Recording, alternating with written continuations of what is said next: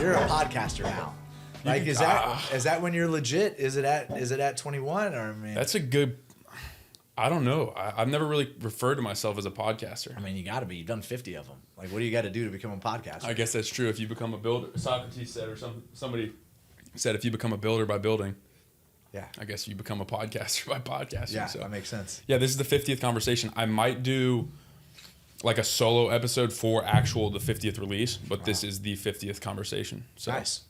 Thank you for being number 50. It's pretty cool. Yeah, 50 or 51, depending on how it plays out. Well, 50th conversation is still cool, right. in my opinion. I was actually thinking about it on the way over here. Like, I my first episode was with one of my good buddies.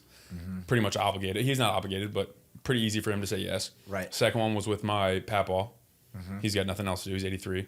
Right. Third one was with you. So yeah. You were the first person that I, like, outside of my immediate circle that I asked, that I had to set up and all that stuff. So I want to say thank you for doing that so early on. That's cool. That was a cool. Yeah. It did well too. That's a popular conversation. Is it really? Yeah. Okay. Yeah. Well, I mean, you're. Do I need a little more? If you want to lean back, you can lean. Yeah, put it right there. You know, your whole podcast is built on the premise of being a beginner, being new. And I was thinking about that this morning. Like, you should stay that way for life. Yeah. Right. Like, you should be if you're not learning, then what? Like, you're pretty much resigning at that point, right? 100%.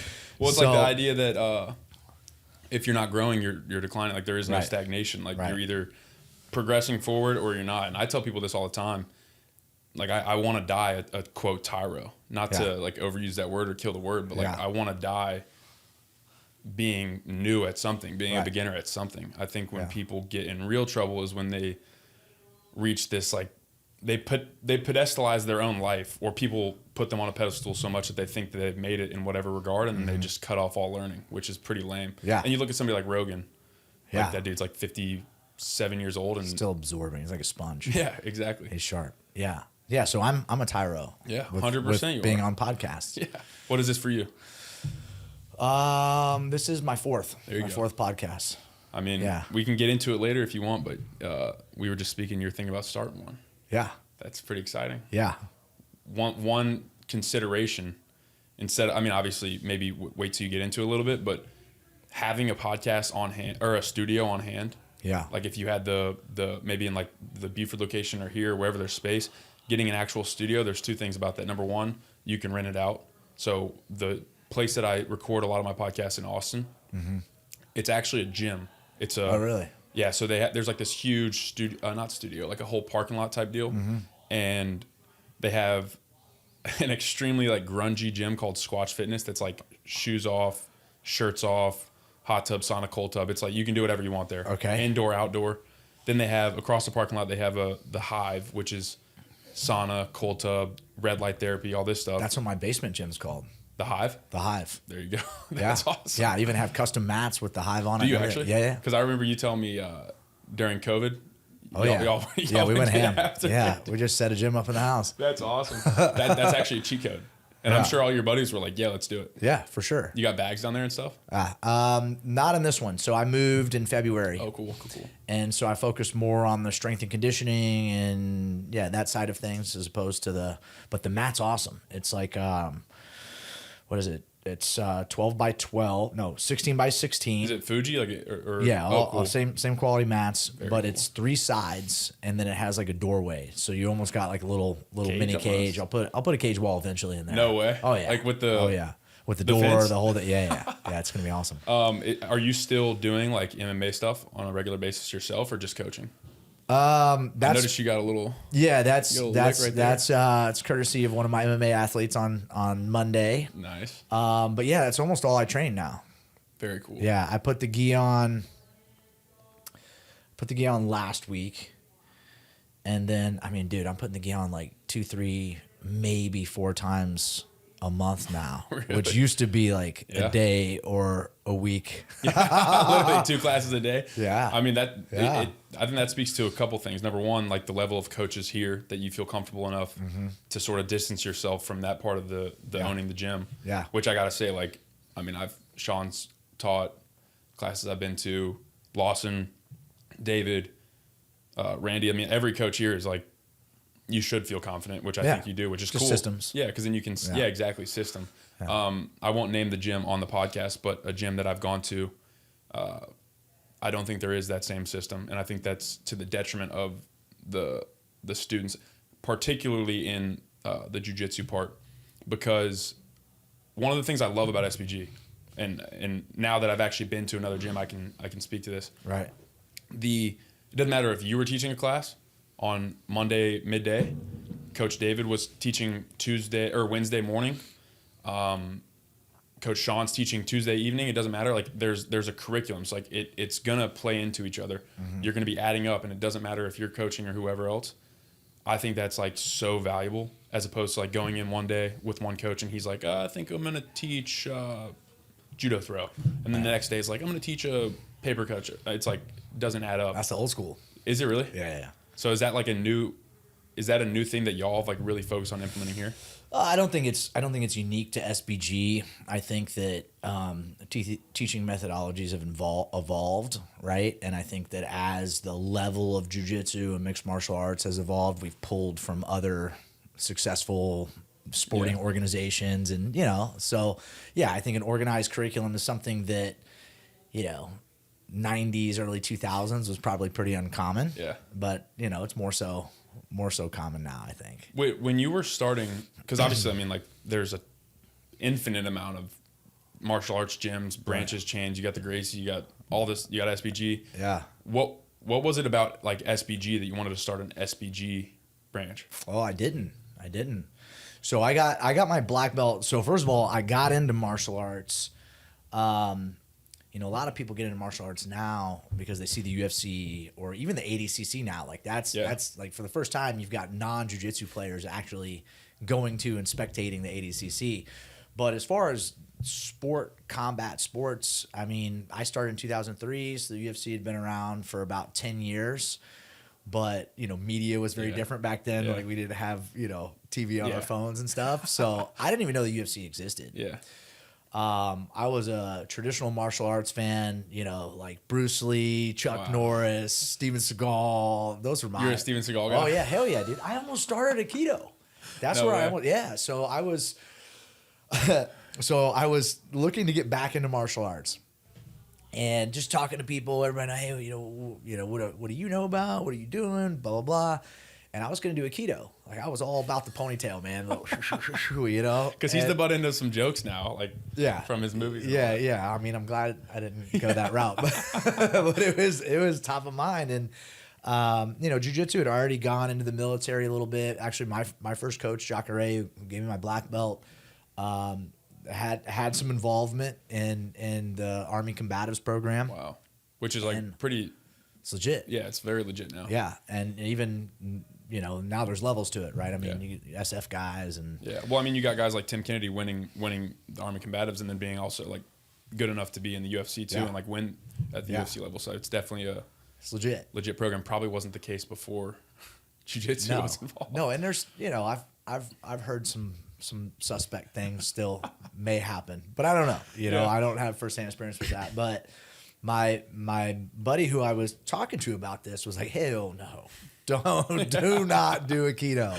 And I'm like, but why? And so he's like, look, I'll take a blue belt by my side, a Brazilian Jiu-Jitsu blue belt by my side in a street fight over a black belt and really any other martial art taught in America. Wow. And I was like, wow. And I had a lot of respect for this guy. To me, he was king shit, man. He was a bad dude, And so I was like, all right, well, what's a blue belt?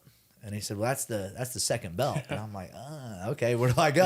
Yeah, exactly. And so he sent me to Jacare, and Jacare was the head of the Alliance Association. And so at the time that I was there, in Atlanta, right? Alliance is international. So there's one in Atlanta, right? I think my buddy was going to the one in Dunwoody near Perimeter. Yeah. And that's now, I mean, Jacare since retired. He lives out in the West Coast and doing his best life out there, I was about to say, probably enjoying it. But in the heyday, I mean, most dominant jiu-jitsu team around, right? 8 of 10 years, they won the world championship. Wow. So, so that's where I started. And I was with them for a long time. And then in 2014, because of business and personal reasons, I decided to leave that team. And at first, I was going to go solo. I was just going to do my own thing. And then Adam and Rory Singer, who coach in Athens, they put out some phenomenal athletes: Brian Bowles, Forrest Griffin, to name Forrest a couple. Griffin. Yeah. Ultimate, he's out of Athens? Ultimate Fighter. Yeah, we started there. Very cool. And now he runs the PI Institute in Vegas. Wow. So, but yeah, they invited me to this thing called camp, and I'm like, adults don't go to camp, my friends. That's some child play. Yeah, they're like, no, man, we're just gonna get together. There's coaches from all over the world. They're gonna get together for 3 days. We're gonna talk about jiu-jitsu. We're gonna teach you other stuff. We're gonna train.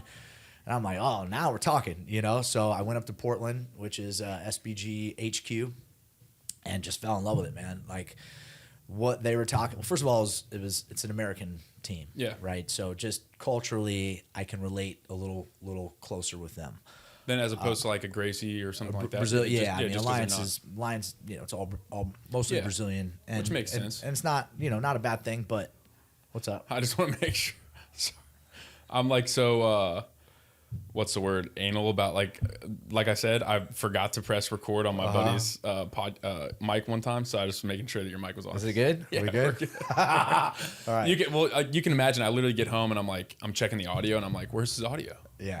No, that's got to be a nightmare. Yeah, it was tough, but sorry to interrupt. Yeah. No, that's fine. Yeah. So anyhow, I could relate better to these guys, and to me, they seem to have a more scientific approach to the teaching methodologies. And you know, as we were talking about before the podcast, like it's like an evolution, right? And so there were things that I had been thinking about as a coach. I was already coaching at the time, already had my own gym at the time.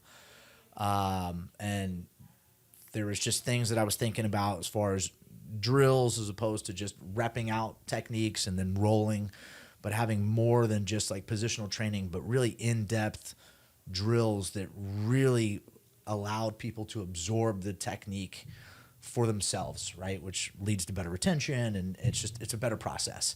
And so they had, you know, language around this and systems around this that I was just kind of touching, you know. I'm like, oh my God, it was like a kid in a candy shop. Yeah. So, you know, of course I'm like, where do I sign up? And so I joined SBG in 2015. Been with them for 8 years. With the Buford location? That was the first? Yeah. Okay. Yeah. So I opened my gym in Lawrence. I partnered with an existing gym in Lawrenceville, and then bought my partners out. One of which we just didn't see eye to eye on business, and then the other one came to me one day and decided he was like, "Hey man, I want to go fight for our country." And yeah, I wanted to be a Green Beret. He's a Green Beret now. Wow. Does the combatives out there. He's brown belt under me. We still train together a couple months ago. But anyhow, so then I moved to Buford, and that's where it really kind of blew up for me. Yeah. And then this gym started when? This was less than 2 years ago. So one thing that I was thinking about earlier today, so you're the second recurring guest. Okay. The other one was also a martial artist, which is funny maybe. But because it's awesome. Yeah, exactly. And I just love hanging out with dudes that get on the mat. But yeah. I had him on. He started a business. He's still a fighter, but he started a business called Meraki Medicinal, Methylene Blue, that type of stuff. I don't know if you've ever heard of Methylene Blue. Mm-mm. We should talk about that. Okay. Long story short, he was like my 8th episode, and he was like, dude, I told him about the 21 episodes. I wanted to do 21 episodes. Uh-huh. He's like, go ahead, let's do that. He wanted to be the 21st episode.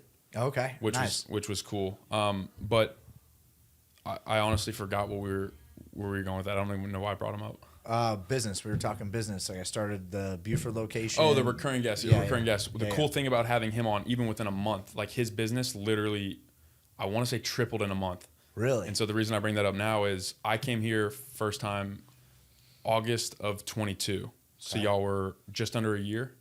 Yeah. Just under a year. And I remember March of 22. Oh, so you guys were a few months. I didn't even realize that. Yeah, we're brand new.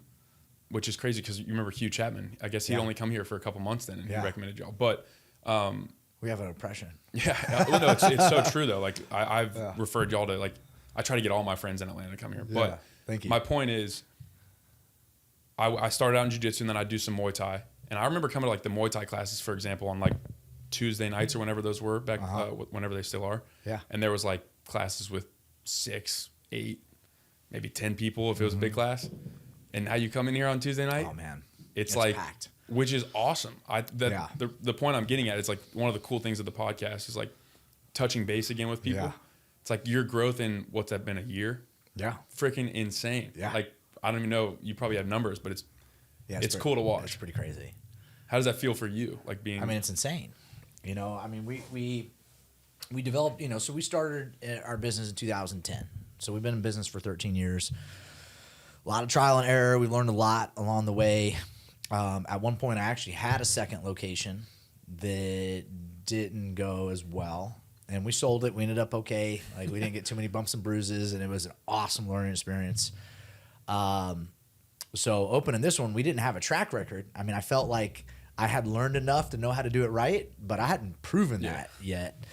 And you know, opening a gym like this isn't cheap. You know, so it was, you know, we stepped out on a limb, and to have it work out, it's cool. But it's like, it's not even just work out. Like I mean, I remember the second I came in here, this is the first martial arts gym I ever stepped in. And you mentioned people like watch the UFC and then they get into martial arts. I was like the complete opposite. I never watched the UFC. I never did martial arts. I started here, and then I became a fan of UFC, fighting, MMA, all that stuff. And you came, correct me if I'm wrong, you came from a podcast. Was it Jocko? I came because I was listening to Jocko Willink, Tim Kennedy, and Joe Rogan talk about jiu-jitsu being a superpower for like a year straight. And at one point I was like, dude, I need to just go ahead and like, what am I doing not being in the gym? They were right. It's incredible. And so then I came in here and I remember stepping in here. I'm like, is this what martial arts gyms are like? Because it's like it's a clean aesthetic. It's very cool. It's very it's a unique culture, I would say. Yeah. It's because I mean, dudes get after it in here too. Like it's not like it's just some walk in and do like a pretty dance. It's like people get after it, but it's also a very cool culture. So we try to have a mix. We try to have a little something for everybody. You know, we have our just for jiu-jitsu, right? You got your foundations, your intermediate, and your advanced class. And then you have your team training on top of it. So 4 tiers, depending on where you're at. You know, so the idea is that you could be an older guy or a non-athletic guy or somebody that just wants jiu-jitsu for health and fitness and some community and to be able to defend themselves, right? And they could go to intermediate classes and skip the team training and they'd be good. Like in a street fight with somebody that doesn't know jiu-jitsu, bro, come on, 100%. Dominate all day, 100%. Right? Now, that same person going against one of our top-tier athletes, I mean, you know, maybe not. Kind of the same thing, but in reverse, you know? So there's tiers for everybody. And that was important because for me, you know, I really wanted to focus on the family. Like I wanted it to be, you know, I got 2 girls and 1 on the way. And, you know, I wanted my wife to train. Like I just wanted something for everybody, you know, the whole family can go and be a part of something and you know, have a healthy martial arts lifestyle together. And so to do that, it couldn't just be like all grimy dudes, you know, getting after it. It's musty, you know, shirts off, shoes off, as you said, with that other spot. What was that? It's called Squatch. That's Squatch. I got to tell you, that's a phenomenal gym. But what they did is just to tie that point up, because I don't want to make it seem like Squatch or something. They bought another area in the parking lot, like another building, and they made like a more cleaned up sort of traditional gym. So it's pretty cool because now they have that mix. They have the mix. Yeah. Which I got to tell you too. I mean, I started with my dad. We came in the same first class. So he's 57, 58. Mm-hmm. So you're exactly right. Like that is the culture that is here. Yeah. I like to think of myself as one of the people that I would prefer to get after it a little bit more than maybe him or some. You're an athlete, man. Some other guys. But there is, like, your point is exactly right in that there is something for everybody. I don't think that's. I mean, you have more experience than I do, but I don't think that's like the status quo. I don't think that's normal for a lot of gyms. There's some that aren't. Yeah, I mean, it's just a mix like anything else. Yeah, and you guys got wrestling now. Got wrestling. I'm going to my first wrestling class tomorrow. Are you? Yeah. Yeah, it was awesome. Yeah. That's going to be awesome. I'm excited. Yeah. I feel like I've got a lot to learn in wrestling. I don't think that's my strong suit. It's a whole nother art, man. It's incredible. It's you know, I actually want to ask that. So if you had somebody, let's say 30-year-old guy, relatively healthy, relatively fit, let's just say like average physical prowess. Mm-hmm. They wanted to start a martial art. They only had time to go to like 1 type of class per week, maybe 3 classes total a week. What martial art would you recommend them go to? wrestling, judo, jiu-jitsu, Muay Thai, boxing. And so they can go 3 times a week. What's their objective? Sort of like the objective of this gym, I guess, to in shape, but also to learn how to defend themselves better. Not they don't want to be like a competitive athlete. Yeah. They want to continue working their job. They want to be able to protect themselves, maybe their girlfriend, maybe their wife. Okay. Jiu-jitsu. Easy. Yeah, because I mean, you know, there's pros and cons to all of them, right? I mean, wrestling's awesome. You know, if you're going to go and you're going to be a competitive mixed martial artist, like, bro, wrestle. You know, you can control the range. If you can control the range, you can control a lot of the fight. But it's hard on the body. Judo's hard on the body. Muay Thai can be hard on the body. And then, you know, high level Muay Thai, when you're starting to deal with clinches, and I mean, there is wrestling, so to speak, involved with that. But on an entry level, you know, you get taken down, you're a fish out of water. So how useful is that for you? However, you know, we were talking about before the podcast, like sport jiu-jitsu a little bit, like teams are very sporty and they're pulling guard and they're, you know, doing this leg lock thing and whatever. And it's like, I don't, that to me does not translate into the self-defense world as much. Right? I do not want to. At all. Yeah, like, well, ankle lock somebody on a street I mean, fight. not to say it couldn't happen. Like Yeah, I've seen on, you know, I've seen like the hip hop world star videos where it's like a fight on the basketball court and the guy ends up in a, you know, inverted heel hook on the ground. Like, so, you know, if you're a high level jiu-jitsu guy, like you're going to be able to dominate. But I think that if you're talking about a guy who's going 3 days a week, he's not a high level jiu-jitsu guy. He's not out there competing and getting after it. Like, no, do not put your back on the concrete. You know, right here, scoot forward a little. Yeah. You know, I'm thinking of the spectacle of like just like an LA Fitness basketball court and some dude not knowing jiu-jitsu and assuming that the other person doesn't either, or not even processing through your mind, and then all of a sudden you look down and like he's in an inverted heel hook. It's got to be kind of a mind fuck. It's got to be like, what's going on? Yeah. And then your ACL and your ligaments are gone. Just destroyed. Destroyed. Because it doesn't hurt that much. It just explodes. Yeah. Right? The one thing, like, there's a video, and not to get too graphic, but there's a video of similar situation in a parking lot where this guy, beautiful takedown. You can obviously tell by the takedown that he knows jiu-jitsu, gets this guy in an arm bar, and then the guy literally just pulls out a knife and stabs him.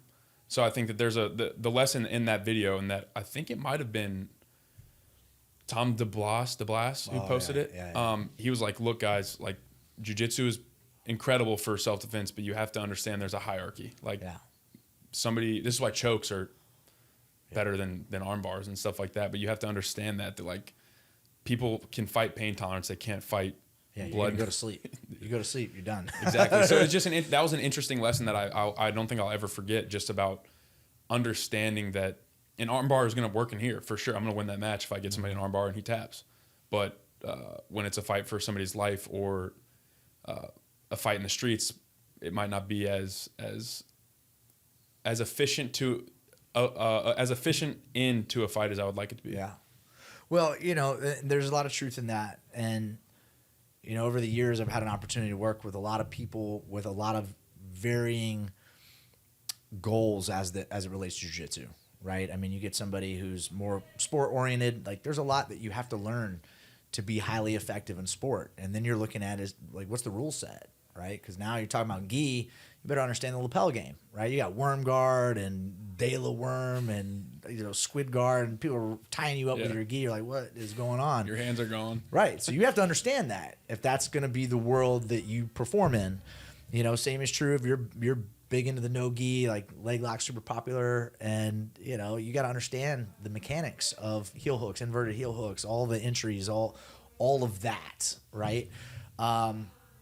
You know, however, if MMA is your focus, you're going to approach the guard differently, right? Now we're talking about up kicks, and, you know, that person's not going to want to stay in the guard, right? They're going to be trying to get up too. So you've got a different pressure.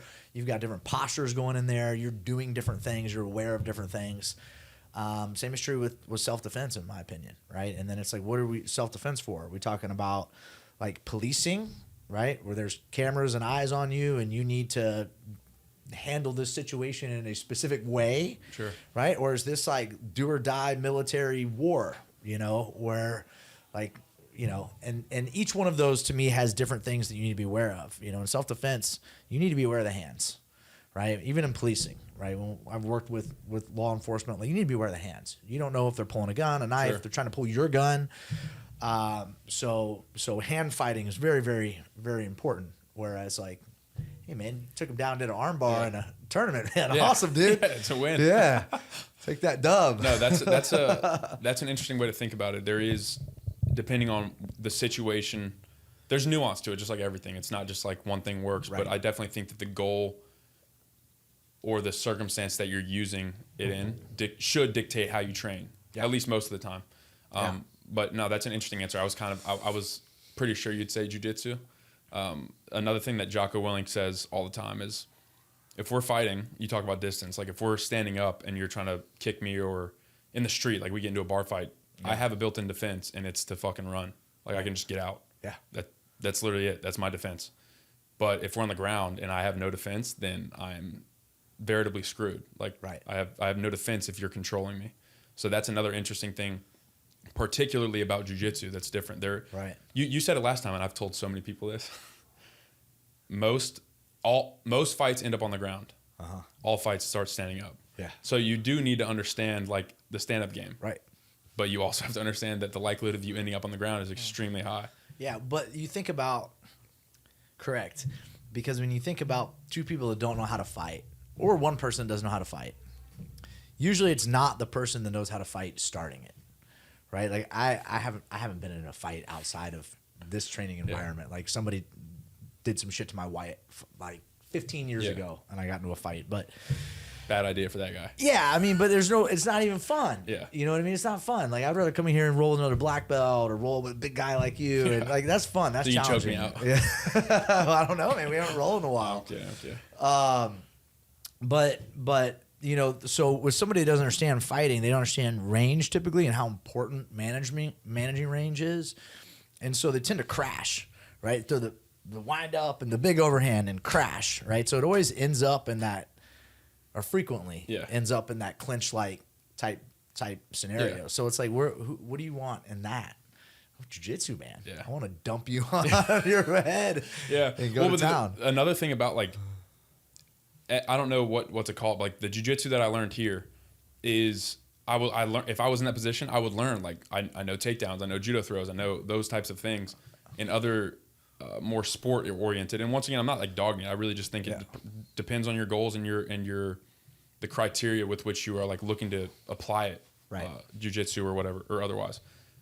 That's why I think that's so important, because like a lot of our classes here start with like we're going to start with some wrestling, some takedown, then we're going to transition to some pin, and then we go to submissions. It's not like you start from the back and work up, which I really, really enjoy. I think that's so valuable, especially long term. Like submissions will come like over the long term, but I feel like there will be a steeper learning curve or a more efficient learning curve when you can get the basics like that at the beginning, if that makes sense. Yeah. Well, because it solves a lot of things for a lot of people. Right, like we got MMA fighters here. We have sport only fighters. We've got guys that are only in the gi, guys that are only in no gi. You know, so we've got guys like me who I'm done competing. Right, I've done that, and I'm focused on different things now. But I enjoy training. However, if I was going to use my training outside of the gym, it would be to defend somebody, right, or myself. So I think that, you know, and there's also those situations where you're in competition and you're down on points, and it's like how do I get this fight to where I want to go and score, you know? And that's the takedowns, man. Yeah. You know, like good takedown. And then, you know, but there has been an evolution, I think, in that, you know, especially for the ADCC rule set.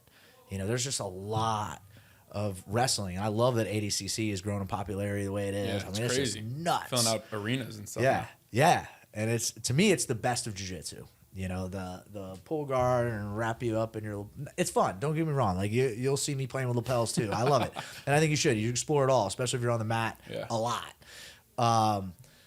But for me, the most valuable jiu-jitsu, the jiu-jitsu that you would use the most is that old school, you know, I'm gonna take you down. Well, you think about like what jiu-jitsu was created for, like the origins with the Gracies, like that's more or less what it was for. Or even going further back, like who was it? Count Maeda or count yeah. So Mitsuyo Maeda brought it from Japan, and he was more judoka sport, but I mean even back like samurai, and some people, I mean the origins aren't as cut and dry. But have you seen Choke? I'm assuming you've seen Choke. Yeah. I need to rewatch that. That's one of the coolest things. The Vale Tudo in Japan, like that's some of the. It's awesome. The other thing that I like watching as somebody who wasn't. I don't know if I was alive when UFC started. I'm not sure. Like 93. UFC 1. Yeah, no, I was like 10 years away from being born. But but just the image, like you think about Hoist Gracie. Uh-huh. I don't know how much he weighed. Couldn't have been more than 200 pounds. Yeah, 170, and he's going up against like Ken Shamrock or like. There's some video against a sumo wrestler or something. I mean, just massive dudes.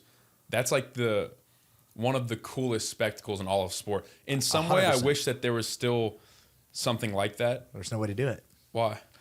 Because, man, like you carried the banner of your art, man. Like you were a boxer, you were a Kimpo guy, you were a sumo guy, you were Savat or whatever it was, and so. Like now, people are gonna game. I mean, it's like it's what it's evolved to be. People are like, no, that's nice. I'm gonna take that technique. I'm gonna take that technique. And now, the best martial artists aren't any style. It's a mix. I mean, it's truly a mix. Well, like what I realize is that mixed martial arts, like MMA, as far as I understand it, used to be like. It was the mixture of one martial art versus the other. It was like this martial art mixed with this martial art in a fight. Kumite, man. Yeah. Now it's like everybody's a mixed martial art. Like everybody at a high level. Like obviously you have some guys like Sean O'Malley who's like a striker. Right. And then you have other guys like Oliveira who's jiu-jitsu and like all that type of stuff. You have strong suits. But almost, I mean, I don't know if there's an actual stat to back this up. But like if you went into the UFC like only knowing Muay Thai, probably going to get... You're going to have a rough day. You're going to end up like Cyril Gane. Yeah, you're going to have a rough day. Not to say that Cyril Gane's bad, but like that fight with John Jones. Yeah. Where, I mean, it was just over real quick. But I have a question about MMA because we were talking before. You spend most of your time coaching MMA now. Mm-hmm.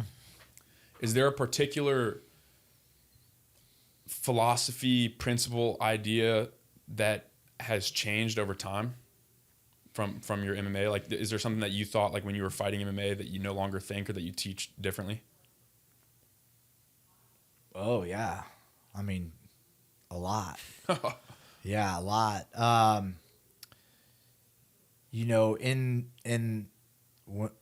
I didn't have a whole lot of fights, right? I fought amateur and won an amateur title and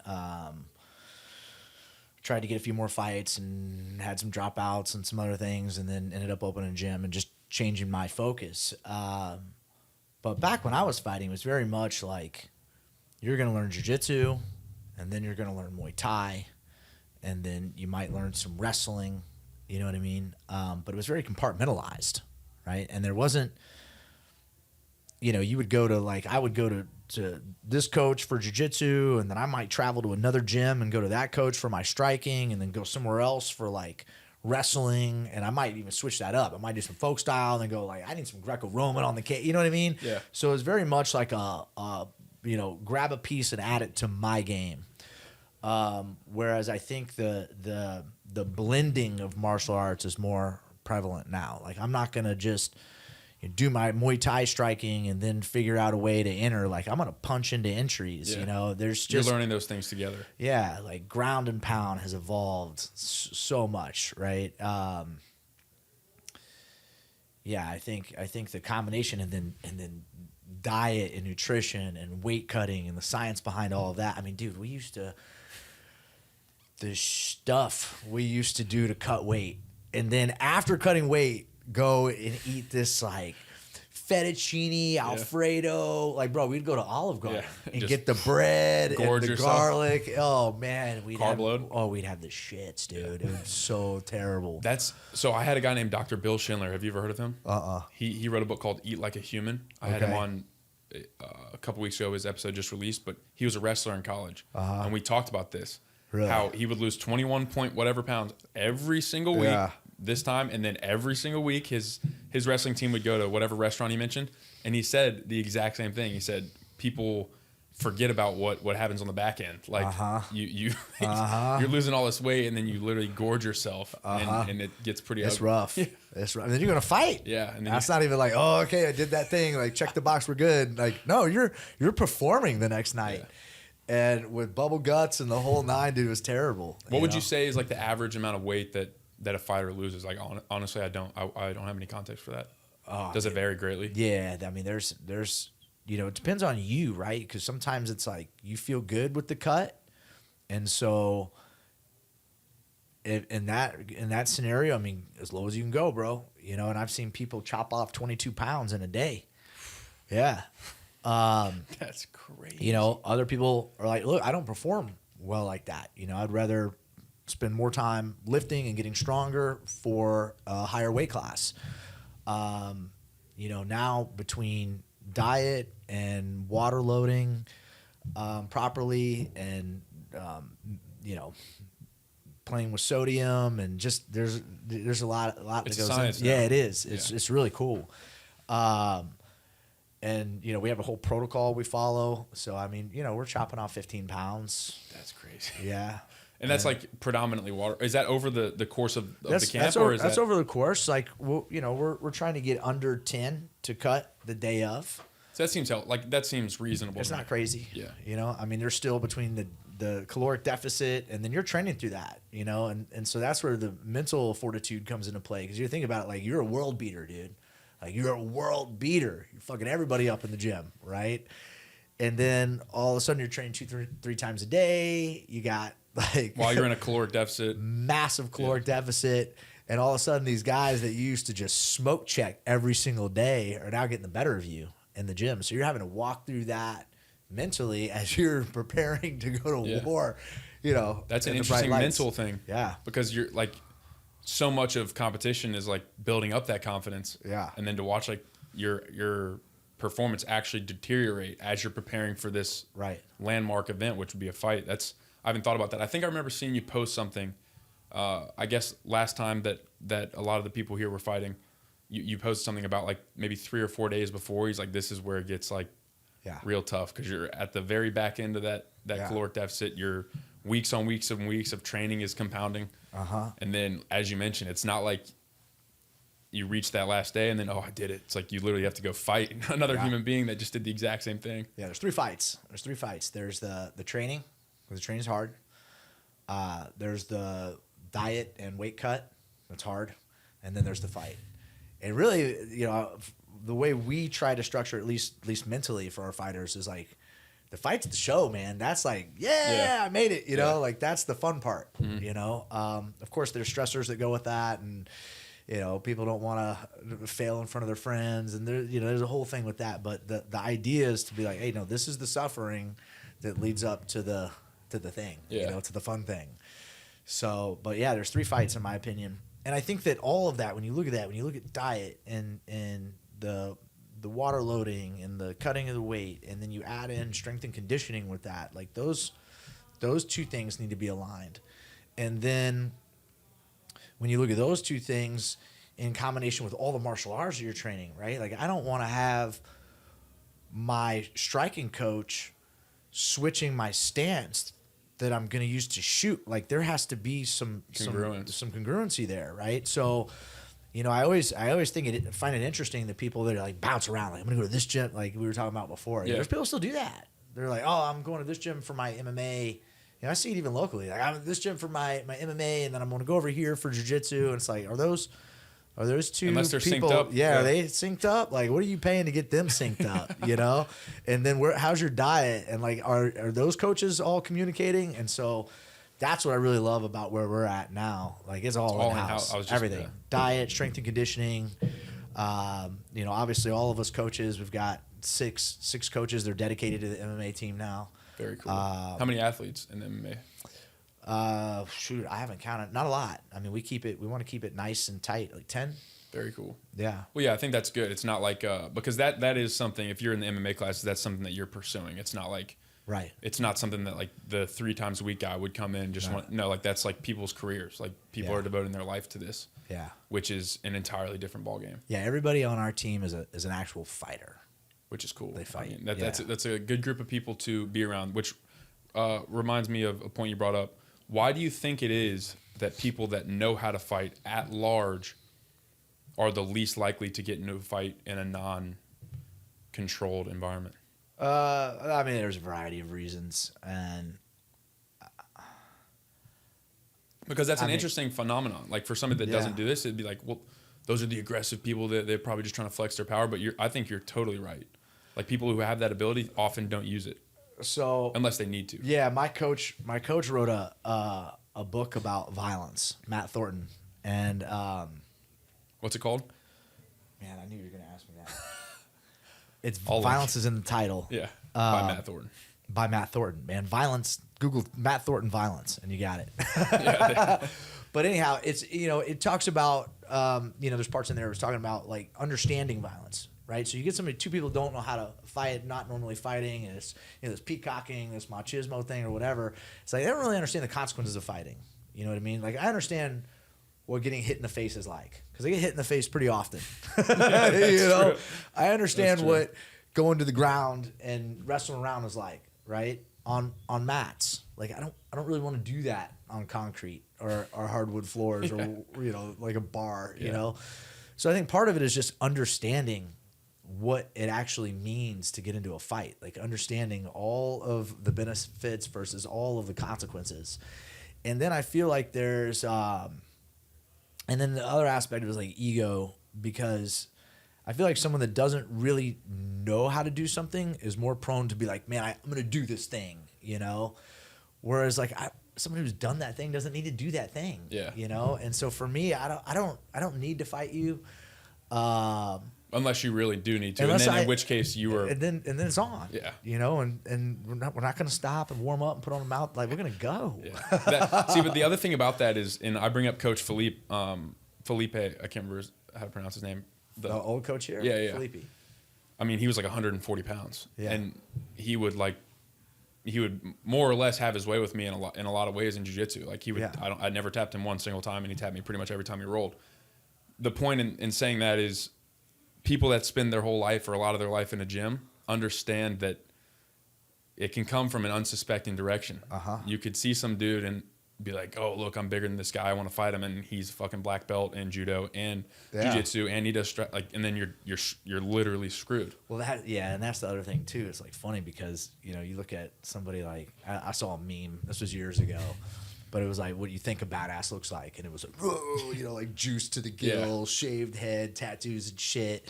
And it's like, no, this is what a badass really looks like. And it was a picture of Rafael Mendez in like a sweater and tight khakis or like the skinny jeans or whatever. And it's like, no, that's a bad mother. That's multiple-time world champion, bad dude. Yeah. But he looks like you're gonna see him in science class. Well, you would. It'd be a science class of how to get the shit. That ass. That's such an interesting phenomenon because. Like you really do. From the outside, you think, okay, the big dude is going to be the one who fights. The people that, like you said, are going to have to prove it or attempt to prove it. Right. And as you mentioned, I mean, there's plenty of videos like the one in the basketball court or in bar fights or even in this one situation I'm thinking of in New York where this guy just like walks up to this guy who's like pestering this woman and just gets him in back control and gets him in body triangle and it's done. Yeah. It's the people that don't know what they're doing for some reason.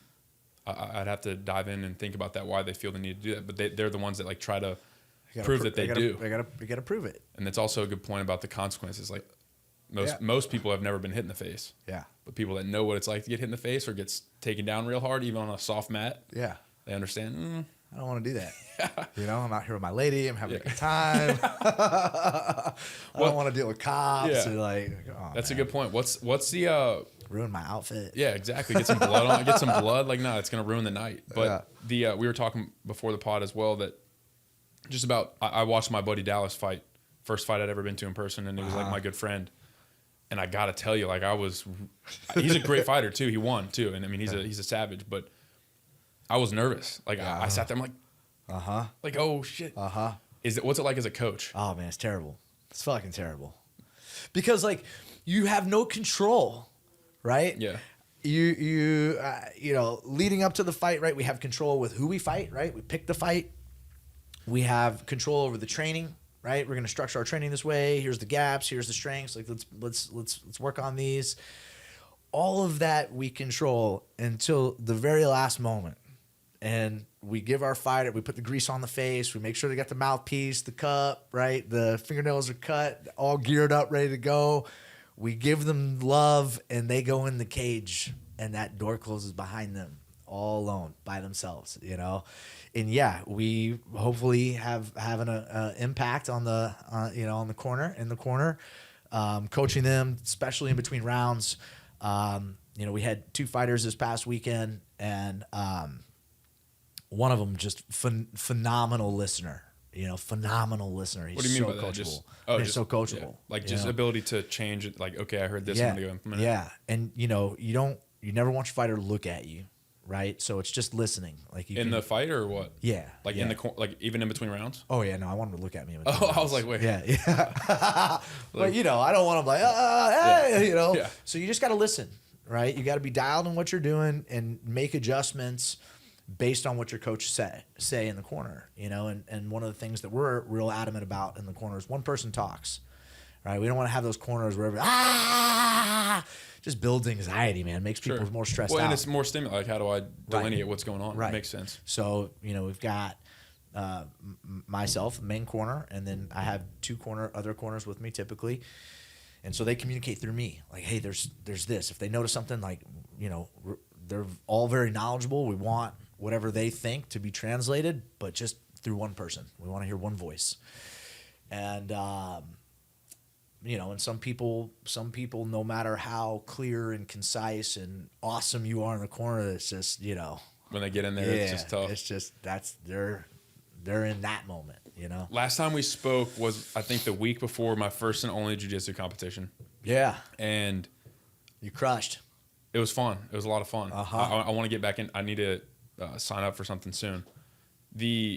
I wasn't expecting. I went by myself. Obviously, I knew that SPG guys would be there. I didn't expect to have anybody like helping me or anything really.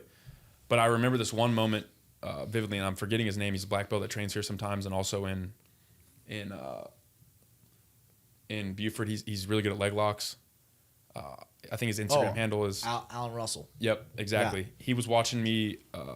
I want to say it was the Foot Locker. That's it. That's how I remember it. He was watching me in the finals of the gi, and out of the corner, I'm in some position where I'm like half standing up, and the guy's got me, and he's like, shake, and I'm like, shake. Is he talking? Okay, he's talking to me. So I start shaking, the guy just falls off, and then I land in side control, and I've watched this video several times, and you can hear him say it. Yeah. So it is something that actually, especially if the corner's good, like I wasn't expecting to hear that. Yeah. But then that one piece of advice completely changed the game. Completely changed the game. Yeah. So I feel like as a fighter, do you remember having a coach like when you were fighting and like him saying something and being like, okay, I need to make this adjustment like in the round, or is it most of the adjustments happening in the corner in between rounds? I don't remember hearing anything from my corner ever, man, to be honest with you. Ever. My first fight was all a bunch of like gassing me up. Oh man, you're gonna crush. Like it was very hoorah as opposed to technical and any kind of approach like that. So and I don't remember hearing anything in my corner. It was a first round finish. I got a triangle in the first round. Didn't you head kick him too? Or is that another fight? That's another fight. Oh, okay, Another fight. So I don't remember much of anything in that one. I do remember, so I brought in like a jiu-jitsu buddy that I trained with. Chris Moriarty was in my corner. My striking coach, Gary Brown, was in my corner. And then a good friend of mine, Jason Evangelista, was in the corner. And this goes back to what I was talking about, like going here for your jiu-jitsu and here for your striking. Like they were almost battling in the corner, right? There was no unified message at all. The one thing that I did take away from that experience that I really liked was my buddy Chris Moriarty, rather than doing the whole gas me up and get me hype and do all this and that, like just breathe and getting focused and just calm, right? Because you're going to have that adrenaline anyway. You're going to have that energy anyway, right? So really focus on being calm going into there so you can be more thoughtful and technical and in the moment. And that was very helpful. Is that something you teach your fighters now? Like to breathe? Yeah. Does it? Yeah, breathe. Hey man, it's a technique. Who was I listening to speak? Somebody was like, you can tell if a fighter's got good cardio by the way they breathe, even if they're both breathing out of their nose at the beginning of the fight. If one person's like, and you see a guy across the thing, he's just, it's like, okay, that guy's got an edge. But like, so you see, let's think of an example. Islam Makhachev. Yeah. He literally looks like he's going to church. Like he just walk. It doesn't even look like he's going to grab ice cream. Yeah, exactly. and then some competitors you see him like run around the ring, like flexing, cheering, all this stuff. Clay Guida, man. So it's different strokes for different folks. Like I have baseball friends who one of the most stoic dudes I ever met was an absolute killer. He could have given up a grand slam or struck out the side. He would have walked off the field the exact same. You actually would not have known. Yeah. I have other friends who are in the bigs, literally, like would freak out after a strikeout. If they gave up a home run, they'd motherfucker like. Yeah. So it's just different strokes. But like, is that something that you are pretty uniform with? That you try to teach them to stay calm, or do you kind of, if it's different temperament? No, I've had fighters where you got to slap them in the face. You know, they're kind of people that's like they're not even in the fight until they get hit once, so we just hit them outside of the ring. How do you warm up? Yeah, I mean, we've got fighters where, you know, they need to be very flowy in the corner, like backstage in the corner before going out, and just get a nice sweat and breathe, and they don't want a lot of external stuff. They just want to be in their zone, doing their thing. I don't talk to them when I wrap their hands, and they go out and perform well. Other people need to get hyped up. I've had it where some people get hyped up. I learned that this year. I'm not going to mention the fighter, but I learned that this year where he wanted to get hyped up, all this crazy shit. And so, like, hey, this is my first time cornering you, man. I don't really know what you're like on performance night, so we'll go with the flow for now and tweak later. And we need to tweak. Yeah. Right. So but that's an input. That's a data point. Yeah. He went in there and it was too much adrenaline. He allowed it to take over, and he gassed, and it wasn't great for him. You know, it wasn't his best showing. So just make the adjustment, you know? So, and sometimes fighters change, you know, I got guys that have been with me for like over a decade, man. Yeah. You know, so sometimes as they mature, they want or need different things. So we try to be flexible to a certain extent. You know, there are certain things that like are not okay on my team, and certain things that we push and promote on our team. Is there anything like that you'd be willing to get into? Like what's like what's a non-negotiable? No dickheads, man. Yeah. No dickheads. Don't get out there talking shit on the mic, and you know, we want to be professional, you know, through the whole way. Like we take a fight, we want to show up on, like, we're going to fight that fight. Right? Shit happens. People get injured, like things happen, but we're not going to take fights prior to the fight to put ourselves at risk. You know, we're going to make weight. I mean, 98. I mean, I have past fighters that were very hard to get them to make weight, but really? Yeah, just because what happens there, I mean, I know the example that I'm thinking of is Khamzat Chimaev. Yeah. When he missed weight by like however many pounds. Yeah. That's got to be, talk about professionalism. Like so you're doing this camp, but then you're also another team, another fighter is doing an entire camp too. So in a way there is like this level of mutual respect. Like, hey, I'm going to do what I need to do to get to this position where we can fight, because I know that you're doing what you need to do. Yeah. So that's interesting, because that'd be pretty. I wonder what the emotional toll would be to go through a camp, have all the mental trials, and then that not happen, which I think happened to Amanda. I mean, recently, that's happened to us a ton. I mean, we got most recently this past weekend, Luis's first fighter, Luis Hernandez, who won second round TKO. Nice. He his first fighter. So now they have a weigh-in a week prior, right? So you cannot be above 10% of fight weight the week prior, and that's just to try to minimize that. That makes sense. Yeah, and you know, just make it a little more healthy for people. And he was way over, and they're like, "All right, we'll try to let's see if we can get down tomorrow." And then the next day he was even heavier, and so it's just kind of like, you know, he basically told Luis to go fuck himself. Yeah. Like he didn't really want to do what he said. Which is pretty disrespectful. Oh, it's unbelievably disrespectful, and I think it's I I don't want to go into the whole coaching side of things there, but I think it's coaches need to do their job a little better in regards to that. Like, give us a heads up, you know. But anyhow, so Luis ended up getting his fight. He got a guy stepped in. But yeah, that happened to Amanda. Amanda was in the dressing room. Like, we were before the fight. Before the fight. So she's about to go out there. Yeah, we flew to Boise. We're ready to go. We're gloved up. I mean, 8-week camp, like ready to rock. And we find out in the dressing room this fighter's dropping out. What is that like? Oh, I mean, that's with a female fighter. I mean, that's teardrops. I mean, that's hysteria, dude. You know, I mean, like, and rightfully so. Dude, most people have no idea.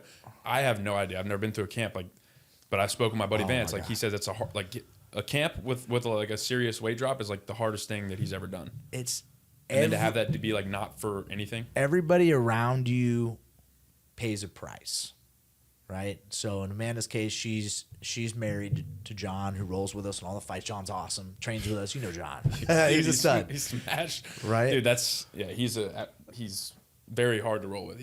But think about his sacrifice, right? His wife's on this diet. She's about to go and do this thing, and it's stressful for her, and so then it becomes stressful for him. And you're traveling too. You're traveling, so everybody pays a price. You know, it's like all the emphasis goes on the fighter, but there's a whole team behind that fighter that's, you know, skipping things in their life to make sure that this fighter's ready to be the best of themselves on the fight day.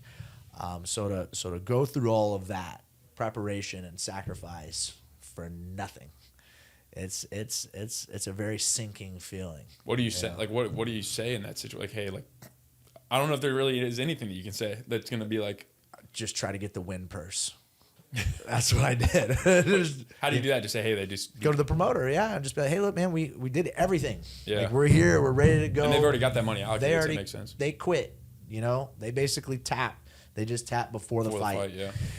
And so we got, you know, it was a good promotion. They were solid promotion. Not every promotion will do that for you, but they did. I mean, it doesn't make it better. Yeah, no, not at all. But do you try to go, like, since you've already done this camp, do you typically say, hey, look, okay, let's try to find a fight quick and just stay in that mindset? If you can. Okay. If you can. That's not how it played out for her. Dude, I mean, for me. That's got to be so frustrating. Oh, it's terrible.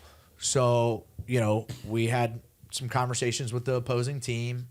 And you try to keep it, some, like, it's a small world, MMA, you know? So, you know, you want to say your piece, but try to keep it professional. That doesn't always happen. You know, I'm a fighter at heart. I'm a little hot-headed, I speak my mind from time to time. But I mean, but like that, dude, you've seen the video of Yoel Romero and Tim Kennedy backstage? Yeah. Where Yoel's like, yo, Tim, and he's like, dude, like, no, like, that's not how it works. And I think there's times where that's, like, warranted. Like, yeah, I don't know, man. I'm thinking about the way that I would compare it for baseball in my life is like going through an entire fall, off season, spring, and then you get hurt like the first game, and you're like, yeah, okay, I literally just spent 8 months trying to get ready for this thing, and now, so that's got to be terrible, demoralizing, and especially with I have never thought about the way you just said it though, like. It's not just the fighter. You're exactly right. It's the loved ones. It's the not being able to go to dinner. It's the training 3 times a day. It's the coaches doing all these things. So that's that's a lot of impact. Maybe a lot of impact. It turns into a fight outside. Well, you know, so the way I pitched it to Amanda after all that went down. So first of all, I told her and John. I just asked her and John. So it was kind of, the setup was super sweet. So it was a dope arena. I mean, really nice arena, and it was attached to the hotel that we were staying in downtown Boise, which is a cool town. It's kind of a hidden gem in America. Great food. So I asked her and John, like, hey, why don't you guys just go to the hotel room, and Zach, who you met, you know, let Zach and I handle it. And so we ended up getting her win money.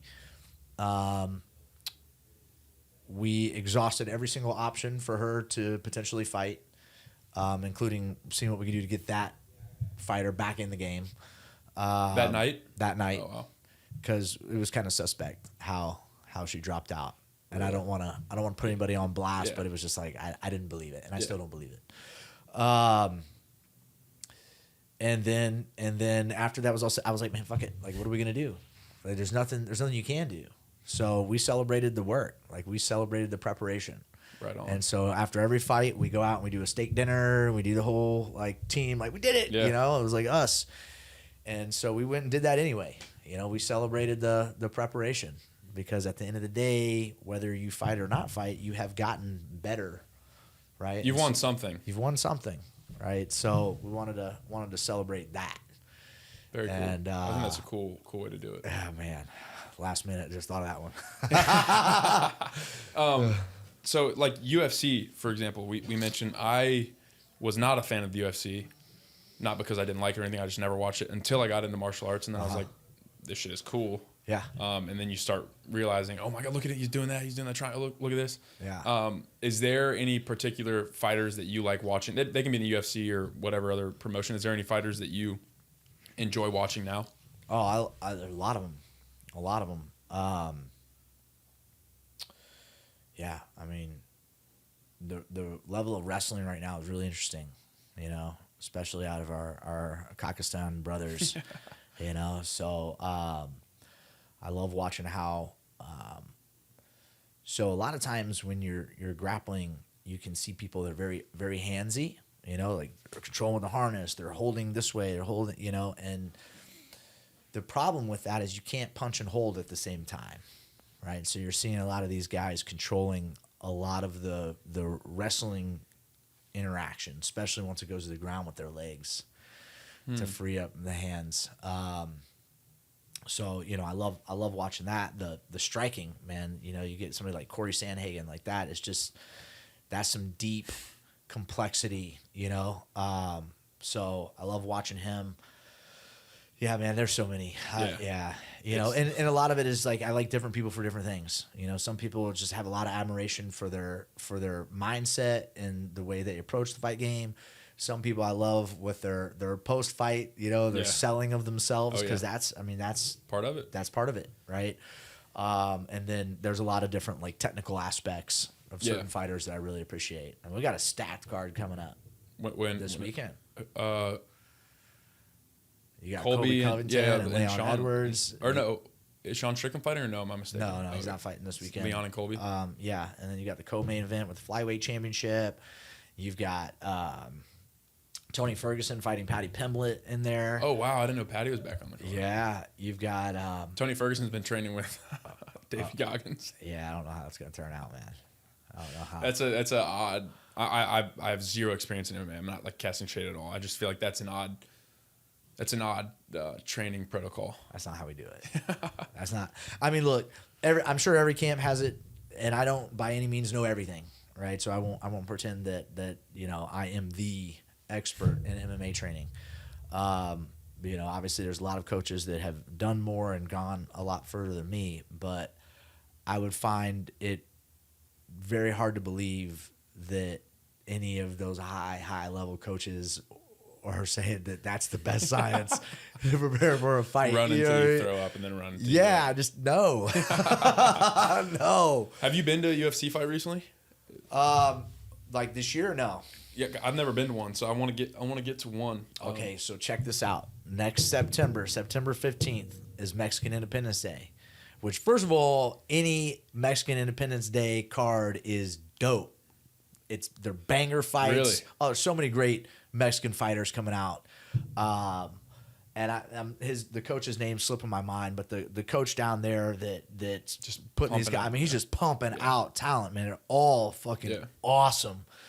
And so they're doing the Mexican Independence Day card at the Sphere in Vegas. Wow. Have you seen the Sphere? No. Bro, you need to check the Sphere out, man. So it's like $1 billion, an MGM building that the whole thing is LED. Like, you can see it from space, bro. The whole building inside and out. Yeah. Bro, inside and out is LED. So they'll have I was looking on Instagram the other day, and it's like an emoji. The whole thing is an emoji, like watching people walk by. Bro, what? Oh, dude, I'm telling you, let it be one of the first things you do after this. Like, check it. It's unbelievable the amount of money they put in this thing.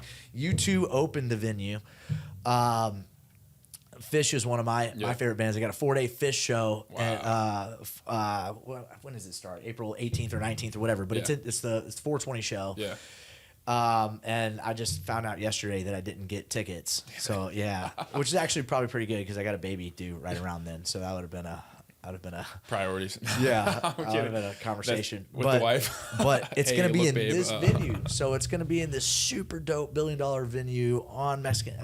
That's the next card. Did they have the card lined up already or no? No. You just know you want to go to it. Yeah. That's awesome. Yeah, it doesn't matter. I got to tell you, like after going to that fight, it was a smaller card. I mean, Fury's a good promotion. Yeah, they're solid. But even just being in that environment, watching other people fight, that was the first one I'd been to. Yeah. That's cool. So I got a funny story about first fights. I took my wife, Autumn, who's a blue belt here. I took her to her first fight in Alabama. So there's a SBG Birmingham, phenomenal coach there, Chris Conley, one of the best striking coaches in the game, well-rounded black belt, like solid dude. And so he had a slew of fighters, like 8 fighters. I don't remember the exact number, but like 7, 8 fighters fighting. And so I was like, man, we're gonna go down, we're gonna support, we're gonna get a hotel room, brought a whole crew down. Very cool. And so we ended up getting like right there. You know, they've got, you know, the judges and all of the commission, and then like us. And this dude gets knocked out literally right in front of Autumn, and blood went through the cage onto her.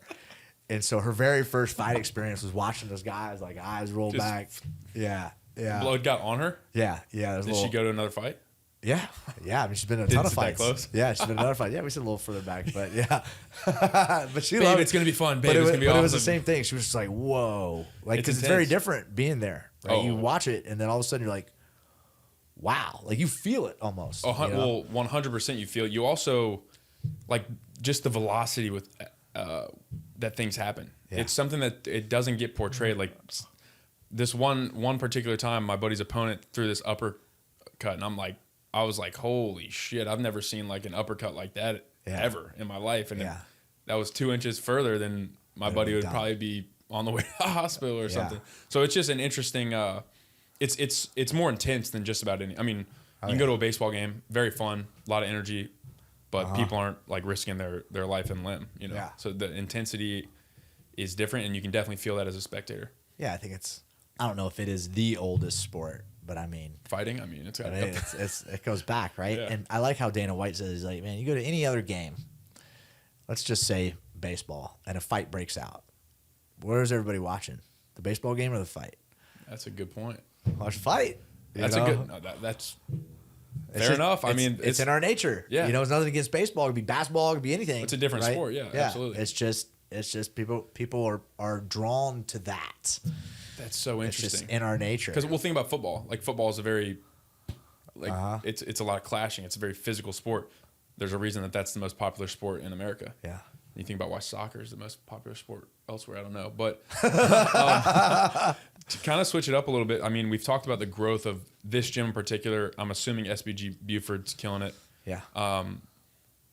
I do got to say, like, I went to my first Ironman was there whenever that was last spring. Yeah. And it was like 4 black belts, like 11 purple belts. You remember what I'm talking about? It was a ton of people. Yeah. That would be a very low black belt count.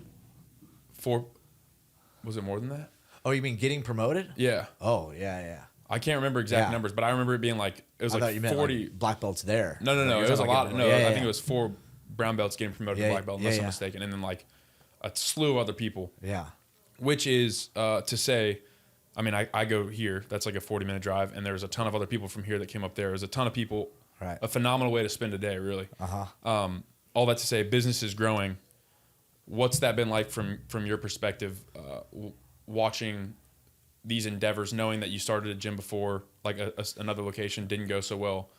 In your shoes, how does that feel? That's weird. Weird. How so? It's weird. Well, I mean, yes, of course I started a business to be successful, right? I mean, nobody's like, man, I want this one to suck. I want to lose money here. But I really had no idea. I didn't start it with this in mind, right? So I just wanted, prior to us starting the podcast, right? I just wanted a gym that met a little certain criteria that I didn't feel was available to the public yet. I wanted a gym for myself. There were certain things that I wanted in a gym, and it wasn't available, so I was like, I'll just build it. Turns out a lot of other people wanted those things too.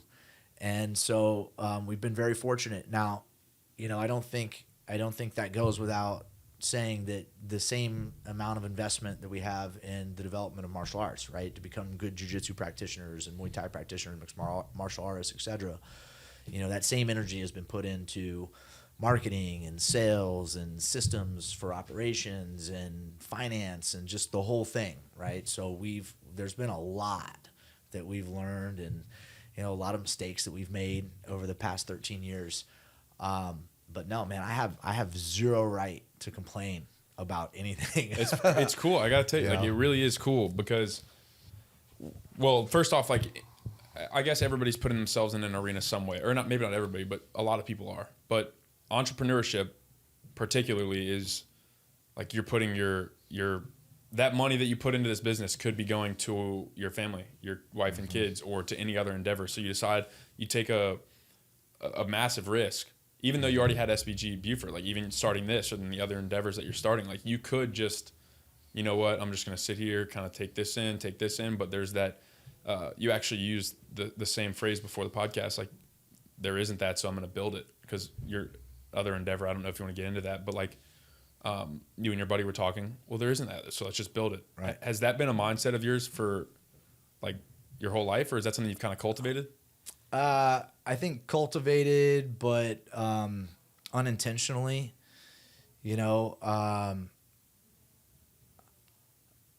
My whole life I've just kind of wanted to do things my way, and I've had, in certain areas of life, a very clear vision of what that looks like. And, and so that, the way that looks over time is just building something, and you're just betting on yourself, which is sometimes a pretty risky bet.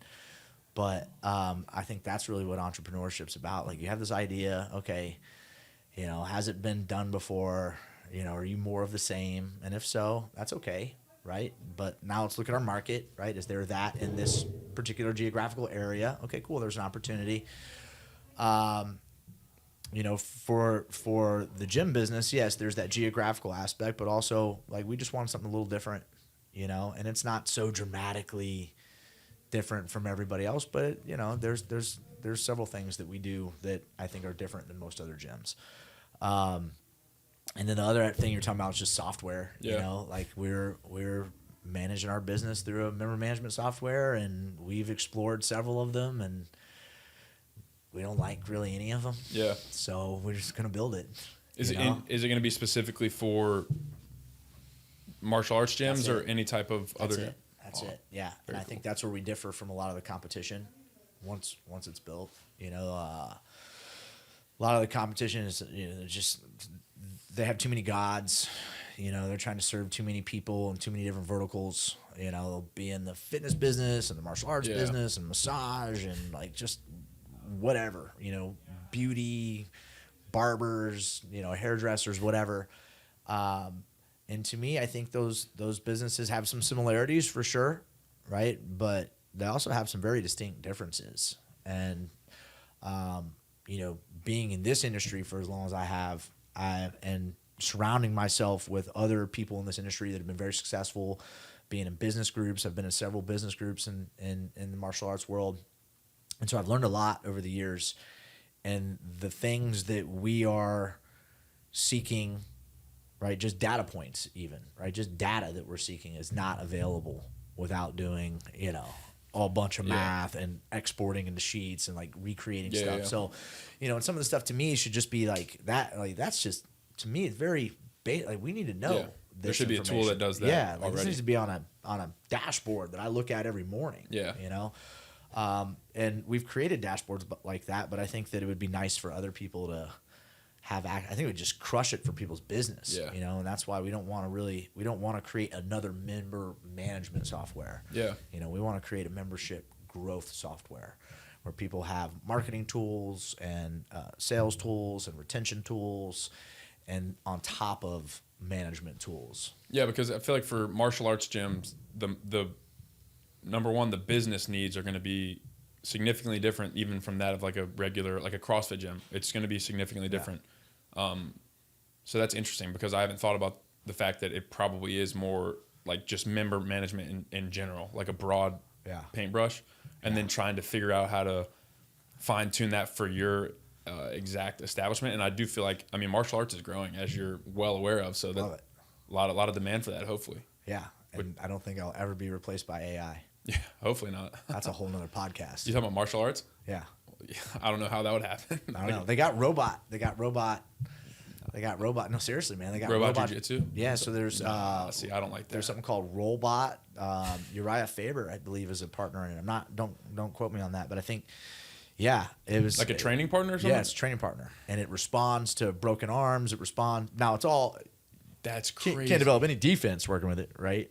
Like it's all just working on your. It's like a glorified dummy, essentially. Yeah. But that's wild. But it responds to chokes. It responds to arm locks with a certain amount of pressure, which is like very it's interesting. That's crazy. Yeah, but you're only working your like offensive sequences, so it can't replace. It can supplement, but it can't replace training. And then somebody sent me on Instagram yesterday or day before like a guy holding pads for like a legit robot and piecing them up. I mean, he was like slipping and then coming back with hooks. He was had a decent stance. See, I'm just like part of the AJ Briley, who said this on my podcast, and it's something I've thought about. The spectrum of human touch is vast. Mm-hmm. And for as long as humans have been a thing, we've been grappling. At one end of the spectrum is sex. Like that's about as intimate as you can get. Right. At the other end of the spectrum is no touch at all. Right. And it's like as a society, we've basically just fallen to the extremes, and there's like no middle ground.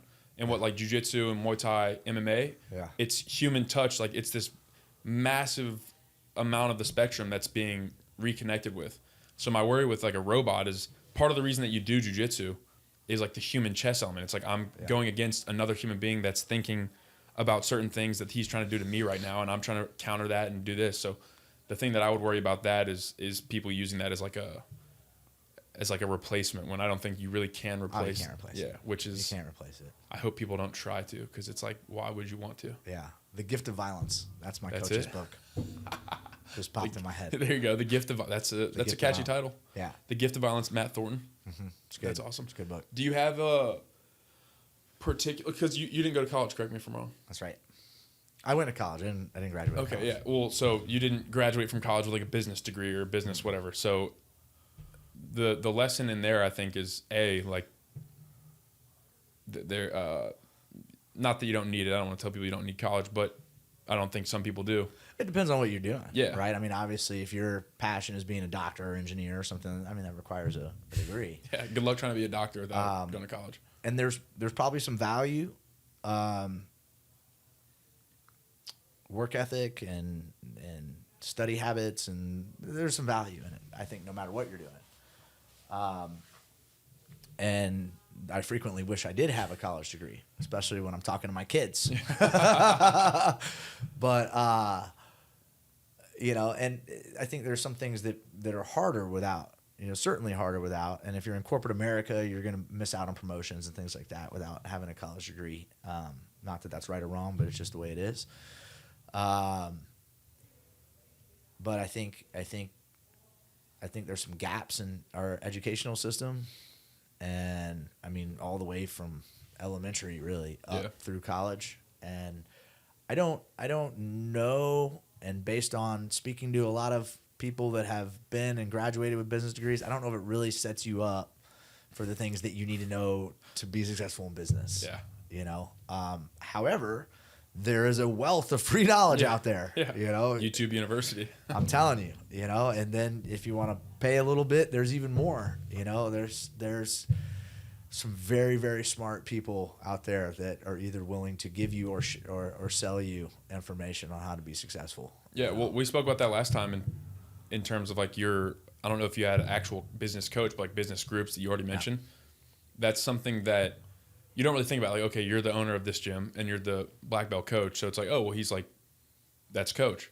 But like, if you're a Tyro or if you're continuing to learn, then you sure as hell have a coach in all arenas, right? Yeah. How important is that to you? Oh, it's huge. It's huge. So I've been in a transition phase as far as business coaching. So I'm actually actively looking for a business coach or business group, something to be a part of to help me grow in that area right now. And so, you know, I can tell you that you kind of, you know, we're super busy. We got a bunch of ideas that we're implementing, like we're doing stuff, but there is still a degree of I don't know, you just feel kind of stagnant to a certain extent. Like you're just not really, you know, excited. Like you have a business coach, a business team, people are crushing it. And they're sharing new ideas. It's it's competitive too. It's like, okay, well, that guy's doing this. Like I need to step my game up. And I've actually spoke with this about this on several occasions. You speaking generally, a person at large, maybe David Goggins is different. I would argue that he actually falls into this. He's just further on the extreme. A person can only push themselves so hard by themselves. Yeah. That's the reality of it. Yeah. Then you get in a couple of your buddies, and it's like, okay, well, I'm not gonna, if he's not quitting, then I'm not gonna quit. If he's going that hard, then I'm gonna go that hard. Yeah. That's a new level. And then you throw a coach. That's even, because then the coach is pushing your friends who then are also pushing you. So there's like this, I think we all need that. And especially for me, coming from a sport environment in college where you have this coach that's kind of giving you the direction, there is you need a level of autonomy. Like you can't be micromanaged and you can't be dragged necessarily. Right. But I think it's cool to hear you say that because as, I don't know how old you are, 40 something? 44. Entrepreneur, black belt, all these different things, husband, father, to know that you're still like seeking out that mentor, seeking out that person that can drive you even more. I think that's inspiring. It kind of speaks to the fact that it's never like the destination it just keeps. There isn't. Yeah, exactly. The destination's death, really. Yeah. Like that's where we're all headed. You know, it's just about what you can do on the way. How to fill the time. Yeah, I saw something earlier. It said, "What's the meaning of life?" And I guess this is a point to be discussed, but I think it was Simon Sinek maybe, but he said to enjoy the passage of time. It's not like to get to X position or to Y position. It's to literally just enjoy the passage of time. It's hard to do though. It's right? very hard. Because we all have these, you know, we put out these goals and these milestones and we shoot for them, and it's very easy to get kind of tunnel vision on that and lose sight of all the awesome things that are going on. We just read a book. Sorry to cut you off. No, you're good. We just read a book, Legacy. Have you heard of this? Who's it by? It's by James Kerr, and it's about the All Blacks, the New Zealand All Blacks, which most dominant sports team and I think the world, like right? Ever in any sport. Yeah. An incredible book. And you know, there was basically 15 rules of leadership or 15 lessons for leadership. And we just did our book club. So our fight team, we do book club. Cool. So we read, you know, certain of my groups, we got quarterly books and monthly books. This fight team, we do 6 months. Some of them aren't into reading. Yeah, I was about to say, fighters can read. Yeah, no. So we make it easy. But so we just wrapped this book up and we did our book club meeting yesterday. Nice. And it was interesting seeing, you know, basically what it was is, you know, these are the lessons that we've learned from this book. Which ones had the most impact on you and why, and just kind of talking about it from that regard. And for me, it's shifted, right? So, you know, we got fighters that are 20. I mean, girl just won the title. Autumn Newcomb just won the title on Friday. Her license is vertical. Mine's vertical too. Is it? Yeah. I need to get that changed. The under 21. Yeah. I mean, she turned 21 too, so she's gonna get a horizontal license soon. So that's awesome. But just to think about the gap, and I mean, she's 23. She could be my daughter. Yeah. You know. So obviously the things that are gonna have impact on her at her stage in life are gonna be different for me. And big thing for me was legacy. Like, what are we leaving? You know. And I heard this on a podcast. I'm trying to remember what, but it was talking about all the people that you have contact with over the years that you're here on Earth, right? And so they had a certain number, whatever it is, like 50,000. So just imagine all of those people being in an arena when you die. Oh, that was my clip. Was that your clip? Yeah. The 80,000 people. Yeah, when you It's got 80,000. yeah, Yeah, it was. Yes, dude. Yeah. Look at that. Let's go, dude. So I yeah, made it. I sat on that idea for a while. I sat on that idea for a while. So basically, to finish it up, for those that didn't see that, but you should see that, right? But what's the reaction? Is everybody cheering? Are you getting some boos? Like, is there a mixed crowd? Is it silent? Yeah.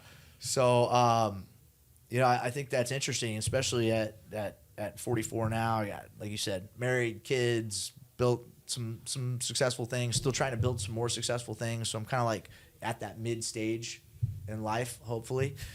Hopefully, yeah. Right? You never know. But hopefully at that mid stage of life where you start to think about those things more, and I don't know where I was going with that. Just honestly, but the legacy leadership. Yeah. I mean, it's important. Yeah. The thing to me, like, obviously when you're younger, I mean, I don't have a wife, I don't have kids, so it's like I have less quote responsibilities as it is perceived in real time. But if I expand the time horizon into who I want to become when I'm 44 or 50 years old, I will have responsibilities. So like the actions that I take now, another clip that I posted that did pretty well was, we must be able to tend to our gardens without seeing the fruit to be able to eat the fruit one day. Yeah. And what that essentially means is, like, at this point in Autumn's life or something, you said, what's important to her is obviously what's different than what's important to you. Right. But your job as a coach, I believe, is to bridge that gap and use like your experience up to this point, because you've been where she is. She hasn't been where, well, not obviously not the exact same, but you've been her age. She's never been your age. Right. So it's interesting because I'm sure you have older fighters than that. Oh yeah. Like, what's the oldest fighter you have? I don't know. In mid-30s. Yeah, so that's like 10, 15 years. Yeah. Like, what's the difference between coaching a mid-30-year-old person than a 20-something-year-old, like a young 20? Oh, it's very different. It's very different. A lot of coddling, a lot of pat on the back. I mean, it's just, I think that, it's very idealistic, the younger the athlete, and rightfully so, right? The whole world is open to you, and as you progress in life, I think you start to accept some things, and then you recognize what it takes to accomplish some things, and so it's just there's a big difference between 21 and 34. Yeah, a big difference. One thing I was thinking about when you said 44 and that you've built some things and you're still building some things. Are you familiar with Think and Grow Rich by Nolan? Oh yeah, that's our next book. Yeah. Oh really? Yeah. Phenomenal. Yeah. Have you read that before? Oh yeah, multiple times. So the part where he talks about most men do not reach their intellectual peak until they're like mid 50s. That's pretty. It's like, if you think about that as like a 24-year-old that I am, and like whatever perceived pressure I put on myself, literally that's more than half. That's my lifetimes too, until I reach my intellectual peak. Oh, dude, you're gonna crush it in life. Like, dude, if I was doing what you're doing at your age, oh my god, dude, you're gonna murder I mean, you keep this up, you're gonna murder. Look, you're an entrepreneur. You got your bottle business. You got a podcast business. You're traveling. You're figuring man. I gotta tell you, you got experience in high level sports. Yeah, I mean, dude, it's I appreciate you saying that, because it is one of those things, and I'm not like sitting here feigning modesty. Like, it really is one of those things that I don't very often sit and like just think about like what I've done or what I'm doing. Yeah. It's very often in the light of like, okay, what, like, you're here, but you could be here, or you're here, like you should be, which is a dangerous road to go, but you should be here. You're doing this, you should be doing that, et cetera, et cetera. So I appreciate you saying that. That never stops. By the way, which is comforting to hear. Well, that's more or less the point I was getting at. Is like, dude, what thinking about that allows me to do. Thinking, okay, my intellectual peak will not be until I'm 50-something years old.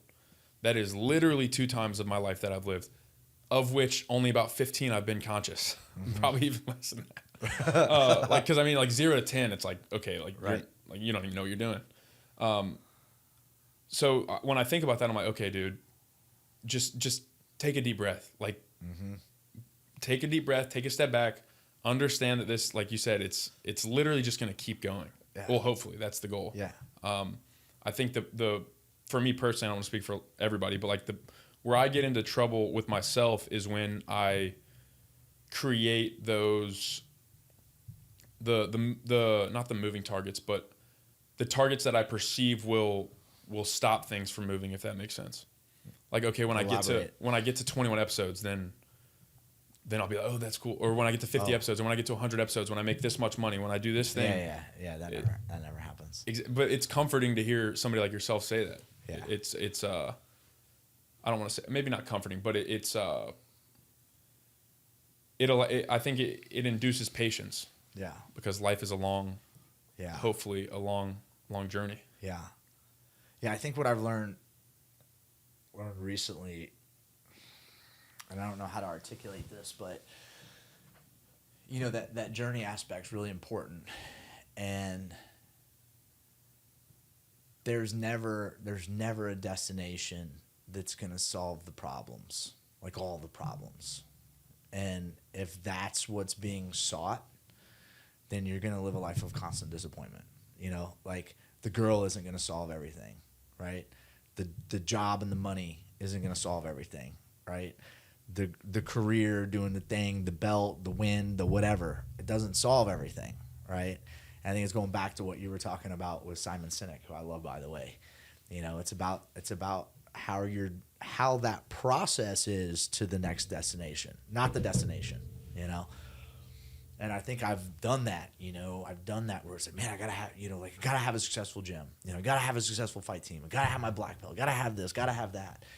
And it's like you get there, and if that's the mentality leading up to it, then it has a certain degree of disappointment that comes with it, because you have all these expectations, which is just like a plan resentment, plan disappointment. Like it's not what you expect it to be. But if you enjoy the process getting there, and then it's like, oh, this is great. This is the cherry on top. Yeah. Right. As opposed to the thing. There's I want to say Israel Adesanya. I was listening to somebody speak about him. It was not involved in the conversation, but talking about, it might have been Simon Sinek too. Honestly, maybe, I can't remember. But he's got gold nuggets, man. Yeah, he's a G. But I think I want to say that what I'm remembering from this conversation is that Israel Adesanya won the belt, and then like the next day said that he went to therapy or something because he was like more depressed than he's ever been. Yeah. Because I think I didn't know that. Something along those lines, and I don't want to, like, if that's not true, then forgive me, but that's what I heard. Yeah. And I think that's an interesting window into there is no peak that he could go higher. Like that is the pinnacle of the arena that he's chosen to be in, literally. Yeah. To win a belt in the UFC, you can't go higher than that. No. So 2 belts. Yeah, so even better. Like, but you think about that, it's like, wait a second, if that guy opens that door, and then realizes, oh shit, like, that's not the prize I expected. Yeah. There's that old saying, the man who loves to walk will go further than the man who loves the destination. Oh yeah. Kind of the same sentiment, I guess. But it is something, especially. I mean, I'm not going the normal route, so I think that it's something that I think about often. Is like, I would describe it as self-doubt or doubt in general. It's like, okay, I could be working a job like most of my friends. I could be working. That's boring. Yeah. Well, I mean, not to say it's wrong. Like, I have good friends that for all intents and purposes, enjoy their life. But there's a level of doubt that it's like, oh, well, shit, bro. Like, maybe, like, what if this doesn't work out? And then I'm like 30 and I look like a damn idiot. Or like, maybe I'm 30, whatever, and it's like, this didn't work out, and then I'm this far back and all this stuff. So I think there's this level of self-doubt, but it's encouraging to hear you say that, because it really is like, even if it does work out and I'm 30, I'm not going to be like, oh, I made it. Yeah. It's just going to keep going, keep going, keep going. Well, the other thing, so I was waffling on this software business that I'm starting because I got so much, right? 2 gyms, still want to open a 3rd gym. I want to help other people open a gym, focus on the fight team. Like, we just got a lot of irons on the fire. About to have another baby. Yeah. 44, popping out babies, man. Come on now. I love it. Come on. But so I was, do I really want to do this other thing? And my wife asked me an interesting question. She said, well, rather than thinking about whether or not you want to start it, I want you to think about what would happen if you don't start it. So how would that, like, fast forward 5 years and you're still dealing with the software that you've got right now and those frustrations, and then there's probably that sliver of like, man, I could have really crushed it with this thing, but I didn't even try. She's like, so how would that, like, just think about that. And, you know, and it's one of those things where she's not looking for an answer. Yeah. You know, just chew on that. And so I did. But that's enough to start. Yeah. And so, yeah. And you're right. You know, my brother went the traditional route. You know, graduated college, worked for the same company for 14, 15 years, moved up, does very well for himself, happily married with a baby and another baby on the way too. Nice. So, but that's just not for me. I just could not do that. Yeah. I just can't. That's how I feel. That's literally how I feel. Like I'm not dogging on it. Like I both my parents more or less have gone that route. It is just something, and maybe it's a limiting belief, frankly. Like, it literally might be a limiting belief for us that we couldn't do it. I'm sure we would make it work. But to me, from what I understand or what I've done up to this point, I just feel like I'd be miserable. Yeah. But, I mean, maybe. People are suited for different things. Yeah. Right? You know, I was reading, this was a letter from a principal to the parents about this upcoming exams, and we're doing all this end-of-year testing, and da-da-da-da-da. And it was really insightful. It's very much like we coach, you know, like as far as parents coaching their kids, or being at the tournament or being in class, like, hey, please understand everybody's different, right? So your kid may be the musician, your kid may be the athlete, your kid may be all these other things that don't necessarily align with great chemistry test scores, you know, or whatever the subject is, you know. So, and I think that's the beautiful thing about society. That's what makes podcasts interesting, you know, because everybody's different. Everybody looks at the world in a different lens. You know, there's lots of different types of people. Yeah, it's like an insight into. That's actually one thing that I have. This is a conversation in and of itself, but like ADHD medicine and stuff like that. I took ADHD medicine for like 7 years or something. I got diagnosed with ADHD when I was a freshman in high school, and I tell the story often. But essentially, what happened was this: I was a 13-year-old boy.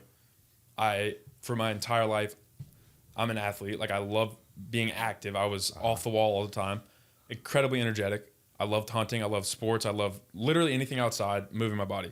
Yeah. So 7 hours a day in a basement, more or less, with no windows, with like 10 minutes outside as I walk to class, right? Listening to a fat teacher talk about biology that I don't care about at that time, in a blue lit room with, once again, no natural light, and having to sit still. And they're like, hey, here's an amphetamine because you can't respond because you have a disorder. It's like, well, actually, that I don't know. I that's a whole nother can of worms. But to me, it's like, to your point, everybody's different. Like, maybe some people just literally aren't meant to sit down there and learn chemistry. Right. Some people are, though, and those people do chemistry stuff. But it's an interesting conversation. I have a question for you. I've asked one time before, and I was pleased with the answer, so I'm gonna try it again. Do you have a Twitter? I do. Well, either it doesn't really matter. But so if you were, I don't remember the tag. This is a. I don't post on Twitter much. Yeah, this is an extrapolation of a question that Tim Ferriss asks. But the question is this: if you were to write a tweet that everybody in the world would read, what would you write? Write a tweet. It's a heavy question. Yeah. I think you I don't remember my answer to this because you asked me something. I don't think it was this question, but it was a different question. It was the Tyro. Like, what are you fighting for? What arena are you in? Was it? I thought it was. Anyhow, I don't.